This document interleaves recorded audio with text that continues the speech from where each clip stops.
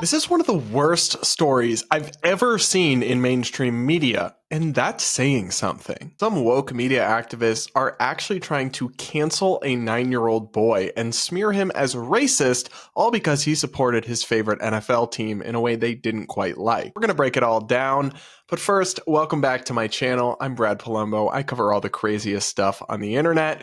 If you're new here, consider subscribing, and if you enjoy this video, consider liking or commenting with your thoughts. This insane story started last Sunday during CBS's coverage of the NFL. During the broadcast, they zoomed in on a fan, a young boy in the audience, a 9-year-old boy who had his face painted and was dressed in Native American headgear. The game was in Las Vegas against the Raiders, but he was actually there to support the Chiefs. At one point, the cameras panned and you could see his face paint. And I think you can guess where this is going. Some random weirdos on Twitter got all mad about this supposedly racist costume, but the outrage really kicked off a little bit later when a writer from the sports website Deadspin penned an article demanding that the NFL address this supposed incident of racism where a fan denigrated black people. It takes a lot to disrespect two groups of people at once, Phillips, whose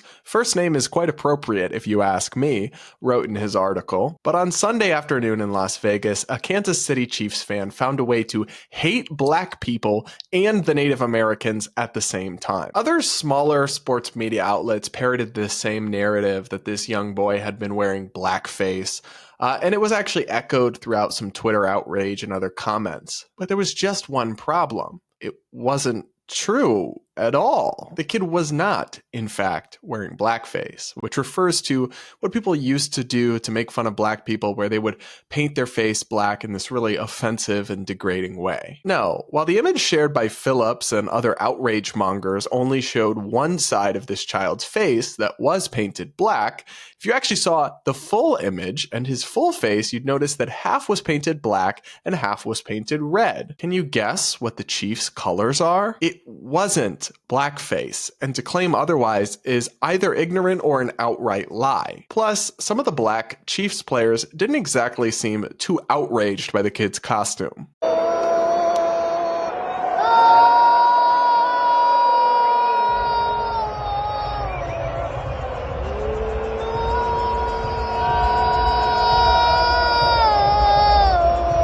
But here's the thing.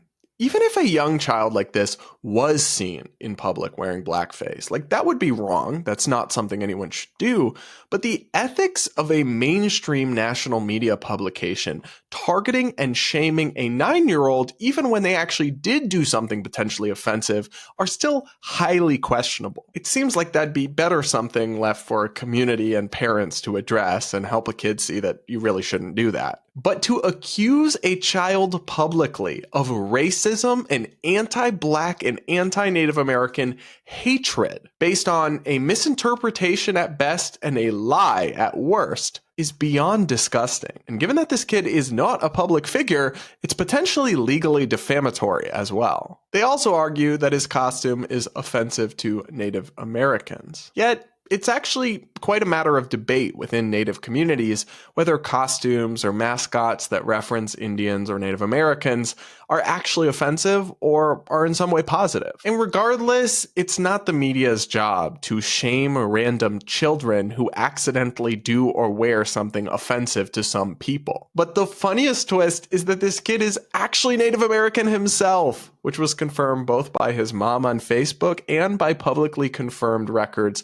that show his grandfather is a member of a Native American tribe. So it's definitely not offensive if he wants to do it. This kid and his family did absolutely nothing wrong, but that hasn't stopped them from facing an internet pile-on led on by irresponsible and unserious supposed journalists. Thankfully, they seem to be handling the backlash pretty well, and they've also received a huge outpouring of support. Here's a clip that Fox News did with the family. Would you like an apology? What would you like from Carron at Deadspin?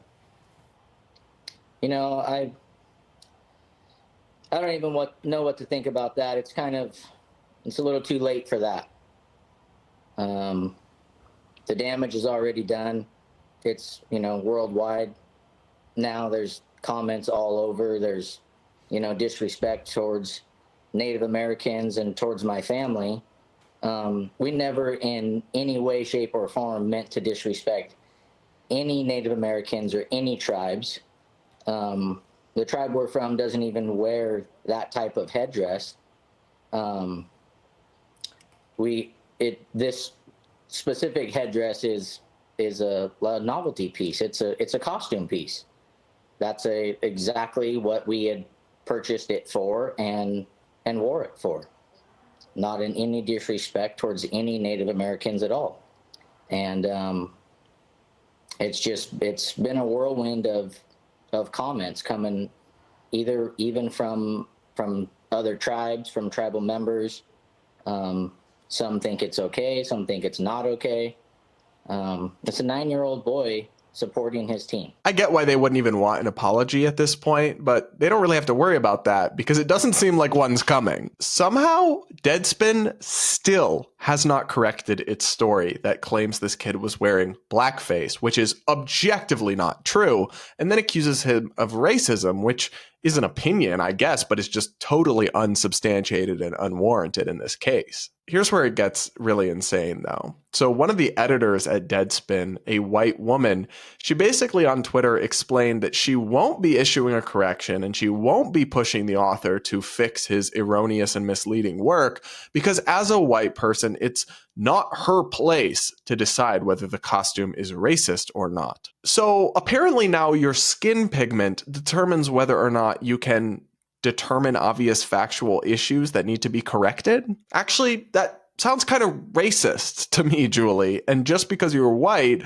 doesn't mean that you can't understand basic journalistic principles and issue a correction when your publication makes statements that aren't true. And if your whiteness means that you can't judge whether something's racist or not, well, this kid is Native American. So why are you calling him racist? It's not your place to judge. It's up to him, isn't it? I'm honestly almost impressed by the mental gymnastics going on here to somehow try to justify with woke nonsense what is obviously an act of journalistic malpractice. I mean, the author of this story, Carron Phillips, is not even admitting he got anything wrong. In a truly bizarre follow-up Twitter post that he's since deleted, he actually claimed that the fact that the boy wasn't wearing blackface but was wearing the team colors actually somehow makes it even worse. Huh? This is one of the most pathetic and disgusting mainstream media fails that I've seen in some time. Journalism is supposed to hold powerful people to account, not shame random children in the name of political correctness. And at the bare minimum,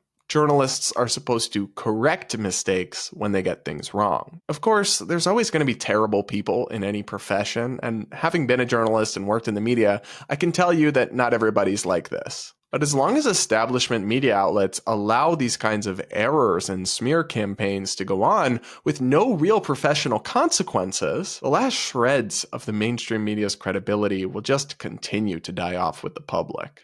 All right, guys, that's it for this video. Let me know what you think of this story. Do you find it as outrageous as I do? Because I honestly, I see so much internet insanity that sometimes it stops fazing me, but I was genuinely still horrified and shocked by this one. If you did enjoy this video, consider liking, commenting, and maybe even subscribing and joining this channel. We're growing so fast. Anyway, thanks for watching, and hopefully I'll see you all in my next video. But if you somehow still want more of me after watching this, consider checking out my other recent content here or here.